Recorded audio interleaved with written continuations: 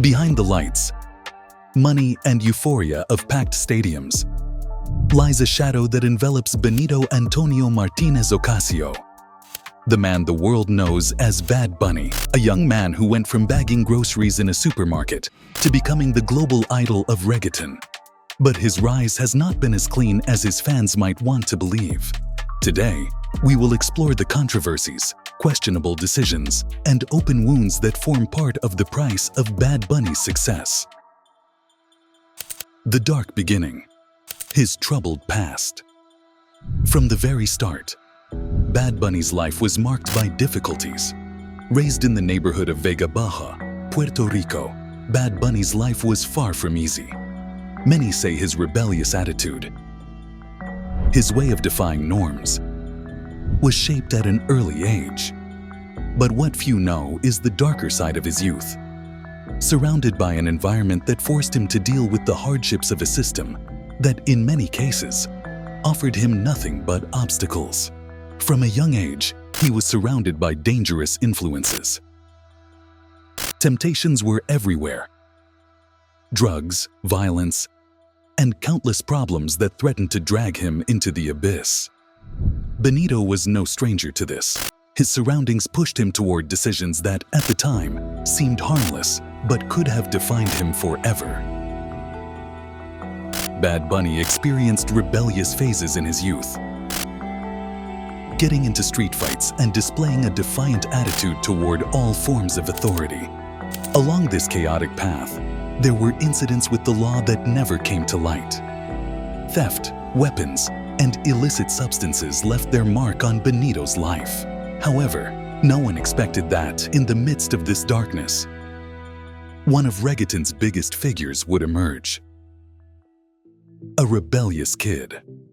During his early years as an artist, Bad Bunny was seen as the rebellious kid, breaking all the rules, a young man enjoying his success. But what most didn't know was that this enjoyment wasn't just about parties and concerts, but also about a constant abuse of illicit substances. On several occasions, the reggaeton artist has openly talked about how the frenetic pace of fame and the stress of being constantly in the public eye pushed him to use drugs to stay afloat. Bad Bunny became immersed in the culture common in the reggaeton world. Endless parties, the use of substances to stay awake during relentless tours, and the pressure to fit into an environment where excess became the norm. Cocaine, marijuana, ecstasy. Stories about how Benito spent sleepless nights consuming these substances to keep working have leaked over time. Close friends revealed that the environment he lived in was one of excess, where there was no time to rest, only to keep producing music and meeting the demands of the industry. His life, far from the golden dream many imagined, was a spiral pulling him further into chaos, from which he seemed unable to escape. In his inner circle, there was talk of Benito's addiction to cocaine. It wasn't just occasional use. It became a constant need to stay awake, alert, and keep his mind functioning at the industry's pace. The accumulated exhaustion from tours and the fast-paced life of fame pushed him to the limit, and substances became his only refuge. Rumors about his erratic behavior quickly began to surface. At some performances, he was visibly affected, struggling to stand or deliver a coherent act. Fans often noticed something wasn't right. On social media, Bad Bunny began posting messages of sadness and despair, hinting without saying it outright that he was going through difficult times, trapped in a life he couldn't control. Controversy in reggaeton and industry criticism. In his meteoric rise to fame, Bad Bunny not only gained a fiercely loyal fan base, but also amassed a horde of enemies. Unlike other big names in urban music, Bad Bunny doesn't follow the rules. He doesn't care about conventions, and he proved it with every move he made. From his unique style of dressing to his raw, unfiltered lyrics, Bad Bunny rebelled against everything commercial reggaeton represented. One of the most talked about controversies occurred when Bad Bunny clashed with J Balvin, another industry giant. In 2020, the dispute began when J Balvin openly criticized the fact that industry awards didn't value urban music enough. To which Bad Bunny responded on social media, criticizing Balvin's stance. Their clash wasn't just an ego battle, but a representation of the division within the genre, between those who wanted to preserve reggaeton's essence and others. But was this Bad Bunny's biggest controversy? No. In reality, it was just the beginning. When we talk about Bad Bunny, we're not just talking about music, but about a defiant attitude toward the system. His career is marked by battles with the media and disdain for the press. His relationship with the media has been tense, marked by a visceral rejection of how journalists have portrayed him.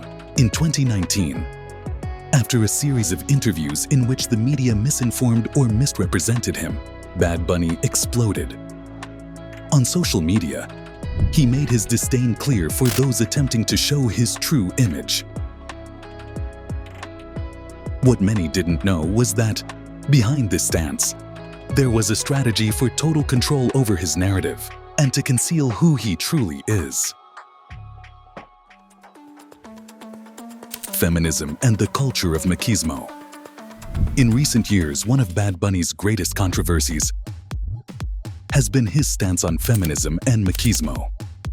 Everyone sees him as the rebellious hero, the Bad Bunny who broke molds and conquered the world with his unique style. But behind his image of freedom and authenticity lie shadows that, far from liberating us, tie us to old patterns of machismo. His radical approach to gender equality, his collaborations with female artists, and his challenge to traditional reggaeton norms have put him in the spotlight of many.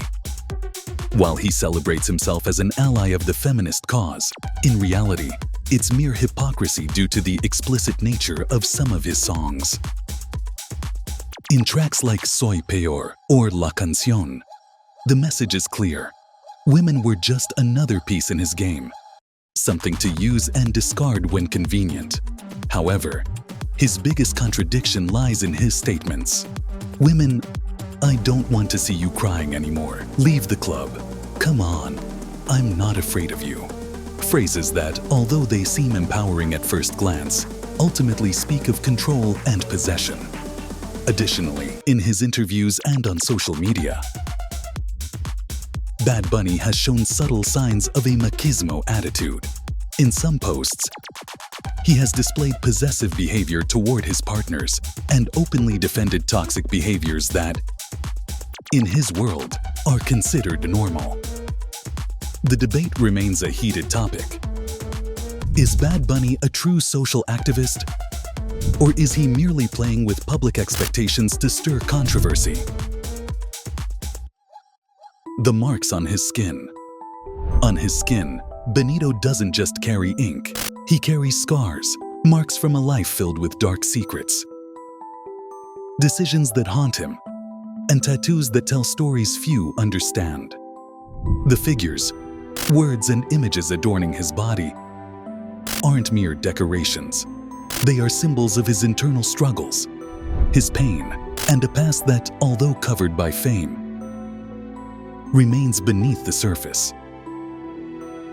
Each tattoo of Bad Bunny carries a deep meaning, a connection to the darkness that surrounded him during his hardest years.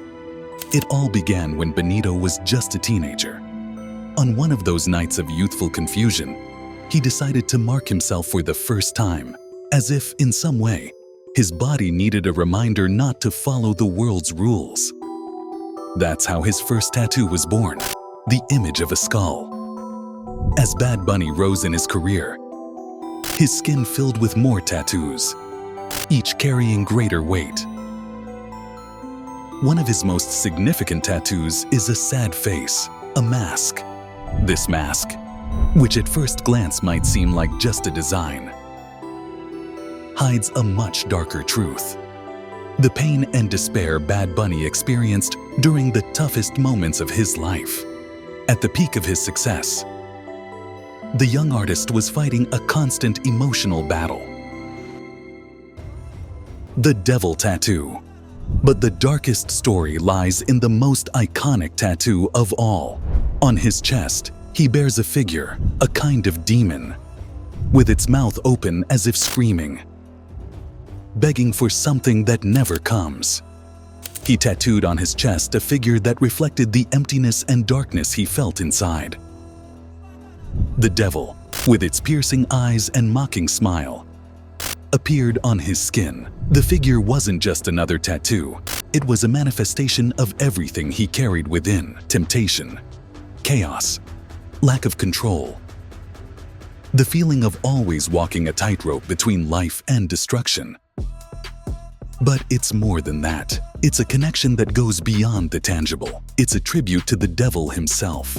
Bad Bunny doesn't see the devil as something negative, but as a force that gave him power.